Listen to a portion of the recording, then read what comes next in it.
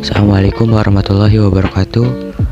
Pada video kali ini kami akan menjelaskan tentang pengorganisasian, desain organisasi, dan wewenang. Sebelumnya, kami dari kelompok 5 yang terdiri dari saya Gerindra Sadi Pramudia dan rekan saya Geri Triansa Yusuf Palowe. Yang pertama, tentang pengorganisasian. Apa itu pengorganisasian? Pengorganisasian berasal dari kata organisasi yang secara umum memiliki dua arti, yaitu yang pertama merupakan instansi yang di dalamnya terdapat jabatan fungsional seperti perusahaan, lembaga kesehatan, dan lain-lain. Yang kedua merupakan proses pengorganisasian yang pelaksanaannya memberikan penugasan kepada anggota organisasi sehingga apa yang diharapkan organisasi dapat dilakukan secara efisien.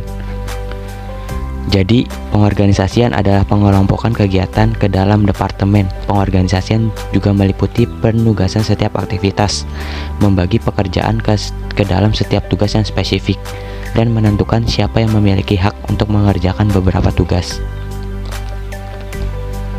Kemudian, pengertian pengorganisasian menurut para ahli.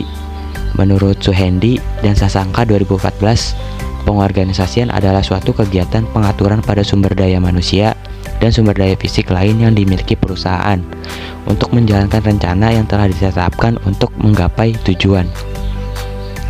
Kemudian, menurut George R. Terry dan Nueru 2014 menyatakan pengorganisasian merupakan proses pengelompokan dan penugasan setiap kelompok pada manajer yang mempunyai kekuasaan untuk mengawasi anggota-anggota kelompok.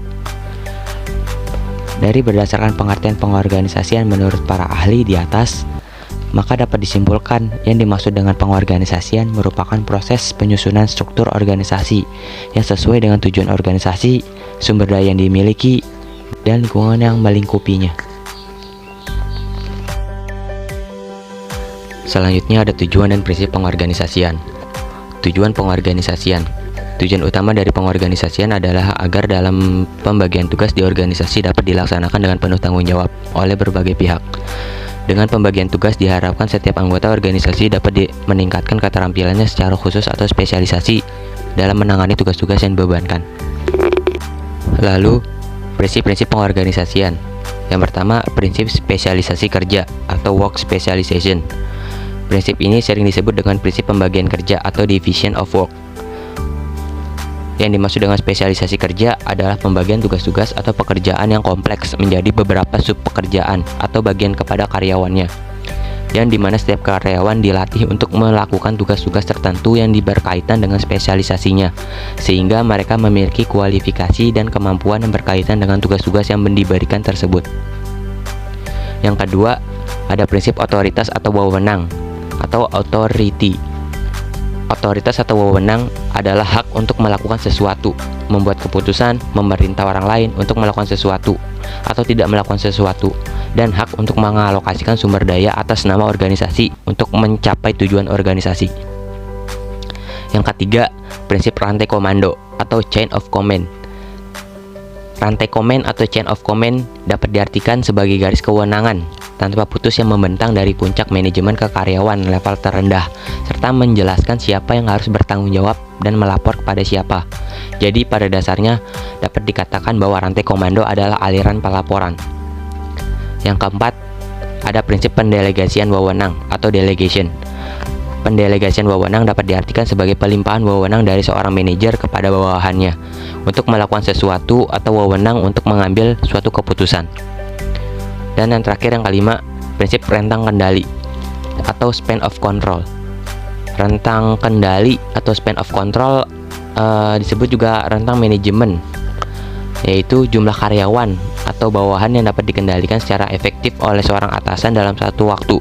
Atasan yang dimaksud tersebut dapat berupa seorang supervisor atau manajer. Selanjutnya ada proses pengorganisasian. Nah, proses-proses dalam pengorganisasian yang biasa terjadi di organisasi diantaranya A. Melakukan evaluasi pada perencanaan dan tujuan terhadap aktivitas yang diperlukan dalam pelaksanaan rencana dan pencapaian tujuan. Yang B. Mendesain pekerjaan dengan melakukan penetapan kegiatan yang diperlukan dalam pencapaian tujuan. C. melakukan departemenisasi dengan memisahkan tugas-tugas yang sama dan sejenis yang memiliki hubungan satu sama lainnya. D. Menugaskan dan mendelegasikan wewenang dalam melakukan tugas-tugasnya. Yang terakhir, E.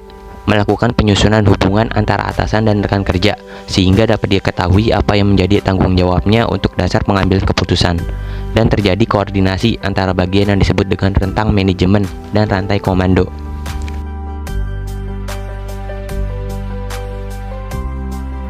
Berikutnya tentang desain organisasi dan wewenang. Pengertian desain organisasi. Desain organisasi adalah sebuah proses memilih dan mengelola aspek-aspek struktural dan kultural yang dilakukan oleh para manajer sehingga organisasi mampu mengendalikan kegiatan apa saja yang perlu dilakukan untuk mencapai tujuan bersama. Menurut Wisnu dan Nurhasana, desain organisasi adalah seluruh rangkaian elemen struktural dan hubungan di antara elemen-elemen tersebut yang digunakan untuk mengelola organisasi secara total. Menurut Griffin, beberapa pengertian tersebut dapat diketahui bahwa desain organisasi merupakan proses memilih dan mengelola segala aspek-aspek dalam organisasi sehingga menciptakan suatu struktur organisasi tertentu untuk mencapai tujuan bersama. Elemen-elemen desain struktur organisasi: spesialisasi pekerjaan, departementalisasi, rantai komando, rentang kendali, sentralisasi dan desentralisasi, serta yang terakhir formalisasi. Jenis-jenis desain struktur organisasi. Yang pertama ada desain organisasi umum. Desain organisasi umum dibagi menjadi 3. Yang pertama yaitu struktur sederhana. Struktur sederhana adalah sebuah struktur yang dicirikan dengan kadar departementalisasi yang rendah, rentang kendali yang luas, wewenang yang terpusat pada seorang saja, dan sedikit formalisasi. Struktur sederhana paling banyak dipraktikkan dalam usaha-usaha kecil di mana manajer dan pemilik adalah orang yang satu dan sama. Yang kedua ada birokrasi. Birokrasi adalah sebuah struktur dengan tugas-tugas operasi yang sangat rutin yang dicapai melalui spesialisasi aturan dan ketentuan yang sangat formal. Tugas-tugas yang dikelompokkan ke dalam berbagai departemen fungsional, wewenang terpusat, rentang kendali yang sempit, dan pengambilan keputusan yang mengikuti rantai komando. Struktur matriks. Yang ketiga, struktur matriks.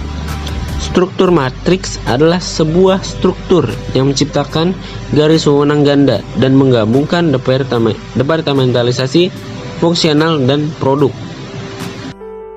Dan yang kedua ada desain struktur organisasi modern. Desain struktur organisasi modern dibagi menjadi 3 lagi. Yang pertama adalah struktur tim. Struktur tim adalah pemanfaatan tim sebagai perangkat sentral untuk mengkoordinasikan kegiatan-kegiatan kerja. Karakteristik utama struktur tim adalah bahwa struktur ini meniadakan kendala-kendala departemental dan mendesentralisasi pengambilan keputusan ke tingkat tim kerja. Struktur tim juga mendorong karyawan untuk menjadi generalis sekaligus spesialis. Yang kedua ada organisasi virtual. Organisasi virtual adalah organisasi inti kecil yang menyubkontrakkan fungsi-fungsi utama bisnis secara detail. Yang ketiga ada organisasi nirbatas. Organisasi nirbatas adalah sebuah organisasi yang berusaha menghapuskan rantai komando, memiliki wewenang kendali atas tak terbatas, dan mengganti departemen dengan tim yang diberdayakan. Faktor penentu struktur organisasi yaitu ada 4. Yang pertama strategi, yang kedua ukuran organisasi, 3 teknologi, dan 4 lingkungan. Model desain struktur organisasi dibagi menjadi 4 juga. Yang pertama model mekanistis, sebuah struktur yang dicirikan oleh departementalisasi yang luas, formalisasi yang tinggi, jaringan informasi yang terbatas, dan sentralisasi. Model organik sebuah struktur yang rata, menggunakan tim lintas hierarki dan lintas fungsi, memiliki formalisasi yang rendah, memiliki jaringan informasi yang komprehensif, dan mengandalkan pengambilan keputusan secara partisipatif. Yang ketiga ada model piramid. Model ini dibuat persis sebuah piramida, di mana yang paling atas itu ditunjukkan sebagai pemimpin dengan jajarannya ke bawah. Yang keempat ada model horizontal. Model ini buat dengan menarik garis lurus secara horizontal dengan pembagian fungsional masing-masing bersama tugasnya masing-masing. Pengertian wewenang atau authority, draft 2002 lembar 397 mengemukakan bahwa wewenang adalah hak formal dan legitimasi dari seseorang manajer untuk membuat keputusan, mengeluarkan perintah, dan mengalokasikan sumber daya untuk mencapai hasil yang diinginkan oleh organisasi. Di sisi lain ada Simon 2004 menjelaskan bahwa wewenang adalah kekuasaan untuk mengambil keputusan yang membimbing tindakan-tindakan individu-individu lainnya. Jadi dapat dijelaskan bahwa wewenang authority merupakan dasar untuk bertindak, berbuat, dan melakukan kegiatan atau aktivitas dalam suatu lembaga. Kegiatan biasanya dihubungkan dengan kekuasaan. Penggunaan kewenangan secara bijaksana merupakan faktor kritis bagi efektivitas organisasi. Kewenangan digunakan untuk mencapai tujuan pihak yang berwenang. Karena itu, kewenangan biasanya dikaitkan dengan suatu kekuasaan. Selanjutnya ada contoh soal dan pembahasan mengenai pengorganisasian, dasar organisasi, dan wewenang.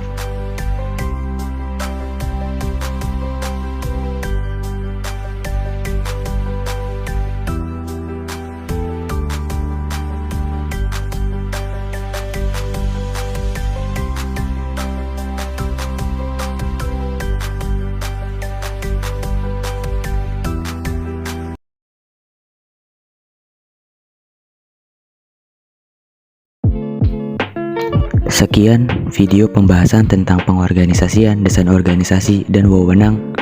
Semoga bermanfaat. Assalamualaikum warahmatullahi wabarakatuh.